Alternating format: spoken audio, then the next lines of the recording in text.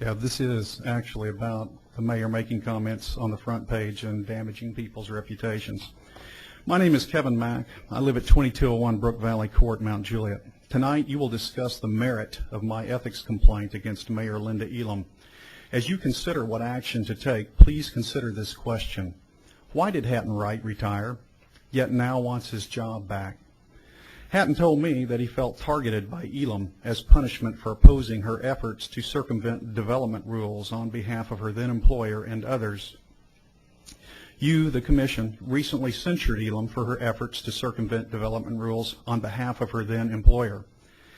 Hatton indicated that he felt Elam's public cheerleading of the Dempsey settlement and of Wright's sexual harassment claim against him could lead to his termination, and that he retired because his wife is very sick and he couldn't risk being denied health insurance benefits if he were terminated.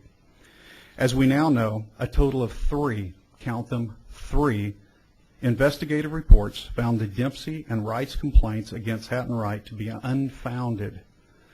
I didn't ask to be brought into this situation, nor did I insert myself into it. A man claiming to be John Wright's, husband of Catherine Wright's, called me at home and said that Elam encouraged his wife to file the sexual harassment complaint against Hatton Wright in order to avoid being fired from her job at the city. He went on to say that his wife and he now feel that they were used by Elam for political purposes. You, Commissioners, have a copy of my memo to record of this phone call that I sent via email immediately after the call. Later, Commissioner Justice told me that he called John Wrights, who confirmed that it was indeed him who spoke to me.